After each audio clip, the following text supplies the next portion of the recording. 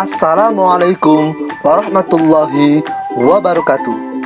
Perkenalkan, saya Eko Subiantoro, calon guru penggerak Angkatan 8 Kabupaten Banyuwangi.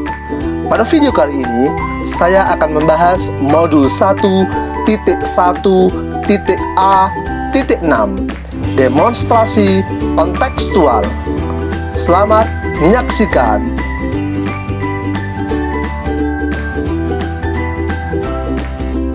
Asas pemikiran Ki Hajar Dewantoro. Yang pertama, pendidikan itu menuntun segala kekuatan kodrat yang ada pada anak-anak agar mereka dapat mencapai keselamatan dan kebahagiaan yang setinggi-tingginya, baik sebagai manusia maupun anggota masyarakat. Penjelasan dari pendidikan itu menuntun adalah: pendidikan hanya menuntun, hanya dapat memperbaiki lakunya, bukan dasarnya. Dalam menuntun anak diberikan kemerdekaan belajar, namun tetap diberikan arahan agar anak tidak kehilangan arah. Yang kedua, pendidikan itu sesuai kodrat alam dan kodrat zaman.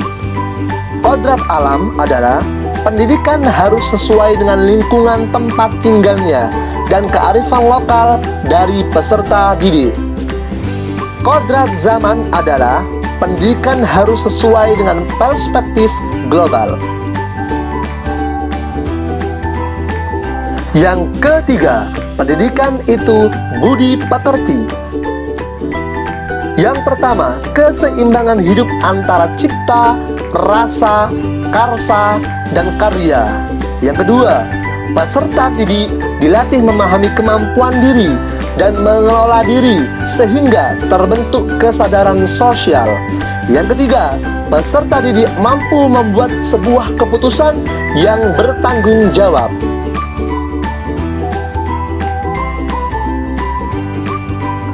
Adapun trilogi dari pendidikan Ki Hajar Dewantoro adalah: yang pertama, ing ngarsa sung tulodo, di depan memberikan contoh. Yang kedua, ing madya mangun karso, di tengah memberi semangat. Dan yang ketiga, tutwuri handayani, di belakang memberikan dorongan. Penerapan pemikiran Ki Hajar Dewantoro dalam pembelajaran. Dengan membangun landasan yang kuat dalam berpikir kritis, peserta didik akan lebih mampu memahami dunia, mengevaluasi informasi dengan bijak, dan membuat sebuah keputusan yang rasional. Beberapa contoh dari pendidikan yang menuntun. Yang pertama, pendidikan yang menuntun berpikir kritis harus mengakomodasi berbagai gaya belajar dan memberikan kesempatan bagi setiap peserta didik untuk mengembangkan kemampuan berpikir kritis mereka. Dengan membangun landasan yang kuat dalam berpikir kritis, peserta didik akan lebih mampu memahami dunia, mengevaluasi informasi dengan bijak, dan membuat sebuah keputusan yang rasional.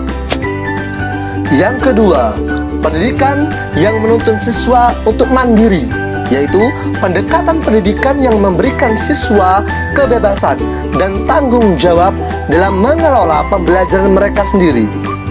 Ini akan membantu peserta didik menjadi pembelajar seumur hidup yang mandiri dan sukses dalam menghadapi tantangan di masa yang akan datang.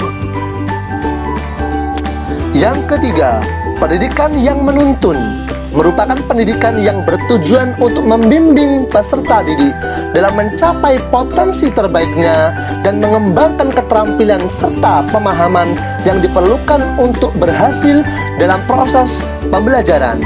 Pendidikan yang menuntun mengakui pentingnya memahami individu secara holistik, memperhatikan keunikan mereka, dan membantu mereka mengarahkan energi dan usaha mereka untuk mencapai tujuan dalam proses pembelajaran. Pendidikan sesuai dengan kodrat alam dan kodrat zaman, sesuai dengan pemikiran Ki Hajar Dewantoro. Yang pertama, lingkungan sebagai sumber belajar. Dalam pendekatan ini, lingkungan alam dan sosial dianggap sebagai laboratorium nyata, tempat siswa dalam memahami, mengeksplorasi, dan mempelajari berbagai konsep dan keterampilan. Yang kedua, pendidikan yang sesuai dengan kodrat alam dan kodrat zaman adalah pendidikan yang memanfaatkan teknologi dalam pembelajaran. Teknologi telah menjadi bagian tak terpisahkan dari kehidupan modern, dan penggunaannya dalam pendidikan dapat memberikan banyak manfaat. Namun, penting juga untuk diingat bahwa teknologi harus digunakan secara bijaksana dalam pendidikan. Guru dan institusi pendidikan harus mengambil peran aktif dalam memastikan bahwa penggunaan teknologi didasarkan pada tujuan pendidikan yang jelas dan memperhatikan aspek keamanan peserta didik. Pendidikan budi pekerti adalah pendidikan yang mencakup pengembangan nilai-nilai moral, etika, dan karakter seseorang. Salah satu nilai penting dalam budi pekerti adalah keberanian untuk mengungkapkan pendapat. Namun, penting juga untuk diingat bahwa berani mengungkapkan pendapat harus dilakukan dengan penuh tanggung jawab dan rasa hormat terhadap peserta didik yang lain.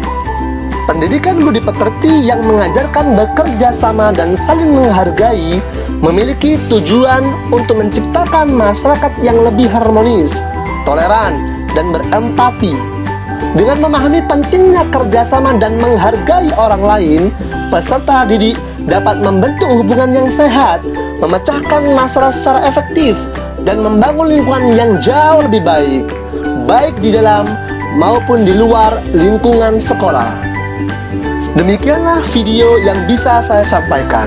Kurang lebihnya mohon maaf. Jangan lupa subscribe, like, comment, and share. Terima kasih. Wassalamualaikum warahmatullahi wabarakatuh.